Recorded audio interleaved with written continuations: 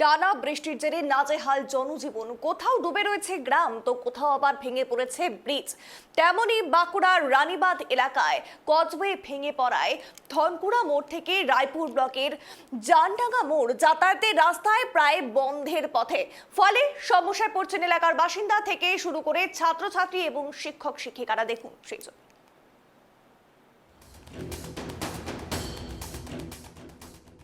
গত প্রায় ৬ বছর আগে ভৈরববাকি নদীর ওপর তৈরি করা হয়েছিল ব্রিজ।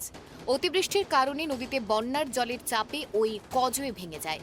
ফলে সমস্যায় পড়েছেন এলাকার বাসিন্দারা থেকে শুরু করে ছাত্রছাত্রী এবং শিক্ষক শিক্ষিকারা। স্থানীয় সূত্রে জানা গিয়েছে ওই ব্রিজের ওপর দিয়ে যাতায়াত রয়েছে রানীবাঁধ ব্লকের চালকিগড়া, মদনকাটা ও রায়পুর ব্লকের সরপালি সহ প্রায় ১০-১২টি গ্রামের মানুষজনদের। ওই রাস্তা দিয়ে রায়পুর ব্লক সদর, মঠগোদা বাজার ও রানীবাঁধ ব্লক সদর সহ স্থানীয় বাড়িগুলি যাতায়াত রয়েছে বাসিন্দাদের। ব্রিজ ভেঙে যাওয়ার ফলে যাতায়াতের সম্পূর্ণ বন্ধ হয়ে গেছে। ঝুঁকি নিয়ে কজওয়ের কংক্রিটের প্রাচীরের ওপর দিয়ে সাইকেল নিয়ে যাতায়াত করছেন বাসিন্দারা। সম্প্রতি অনেক ছোট বড় গাড়ির চালক বুঝতে না পেরে কজওয়ের সামনে থেকে আবার ঘুরে অন্য পথ দিয়ে যেতে হচ্ছে বলে অভিযোগ বাসিন্দাদের। কি জানিয়েছেন গ্রামের বাসিন্দা, শুনুন। তো যদিও রাস্তাটা হয়েছে, তো রাস্তার এখন আপাতত ব্রিজ হয়ে গেছে এবং আমার কালুসাড়ে ঘর। আমার নাম অনিল বরণ সিং সর্দার। আমার ২১টা পরিবার এখানে আদিবাসী পরিবার আছে। তো যে রাস্তা ভেঙে গেছে এখনও রাস্তার মেরামতের কোনো হয় নাই। প্রশাসনের থেকে বাস দিয়ে তারা গেটটা এখন বন্ধ করে গেছে।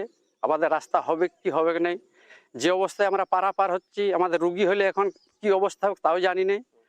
কিন্তু এই আদিবাসী পরিবার ২১টা পরিবার আজ দীর্ঘকালে বঞ্চনা, এবং আমরা একটা সংগঠনও করি, আমাদের আদিবাসী ভূমি মুন্ডা কল্যাণ সমিতির আমি একজন সদস্য। বৃষ্টির জেরে ব্রিজ ভেঙে যাওয়ার ফলে অনেকটা রাস্তা ঘুরপথে যাতায়াত করতে হচ্ছে সেই গ্রামের বাসিন্দাদের। চরম সমস্যায় পড়েছেন স্কুলে যাওয়া ছাত্রছাত্রীরাও। কি জানিয়েছে স্কুল ছাত্রী, শুনুন। অসুবিধা বলতে অনেকটাই অসুবিধা আছি। যেদিন থেকে আমাদের বৃষ্টি হয়েছে সেদিন থেকে আমরা অসুবিধার মধ্যে, আমাদের ব্রিজ ভেঙে গেছে, স্কুল যেতে পারছি না, পুরো হেঁটে হেঁটে যেতে হচ্ছে। কোন স্কুল?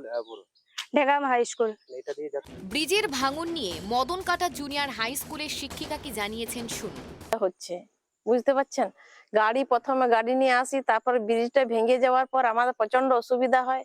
আমরা হেঁটে পার হয়ে আসি, পার হওয়ার পর আরো হেঁটে পার হয়ে যেয়ে পর আরো গাড়ি নিয়ে আরো বাড়ি যেতে হয়। তারপরে বাচ্চাদের যাতায়াতের অসুবিধা হচ্ছে, অনেকে কেউ স্কুল আসতে পারছে, কেউ যেতে পারছে না, ওইদিকে ওই পার থেকে এই পারে যেতে পারছে না।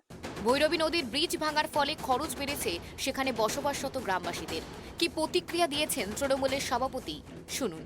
রাস্তা রায়পুরের, সেই রাস্তার উপরে একটা ভৈরববাকি নদীর উপর কজওয়ে ছিল, সেটা ভেঙে গিয়েছে। তো আপনারা দেখেছেন বিষয়টা? না, যদিও ক্ষেত্রস্থলে যায়নি, তবে লোকমুখ থেকে আমরা শুনেছি দীর্ঘদিন ধরে একটানা যে বৃষ্টিপাত হয়েছে, প্রচুর ক্ষয়ক্ষতি হয়েছে বিভিন্ন জায়গায়, আমরা লোকমুখ থেকে শুনেছি। বিষয়টা আমরা লোকাল প্রশাসনের মাধ্যমে জানিয়েছি এবং আবার জানাবো, যাতে করে দ্রুততার সঙ্গে কাজ। এই ব্রিজের সম্পর্কে কি জানিয়েছেন বিজেপির প্রাক্তন কেন্দ্রীয় শিক্ষামন্ত্রী, কি জানিয়েছেন, শুনুন। তো সমস্ত কজওয়ে বা যা কিছু মানে রাস্তা, ইনফ্রাস্ট্রাকচার সব কিছুতে তোলাবাজির জন্য তার মান অত্যন্ত খারাপ। আর তাই বহু জায়গাতে দেখা যাচ্ছে ৬ মাস ১ বছরের মধ্যে সেই কজওয়ে ভেঙে পড়ছে। এর সমস্ত দায়িত্ব হচ্ছে মানে তৃণমূলের তোলাবাজি এবং নিম্নমানের কাজ।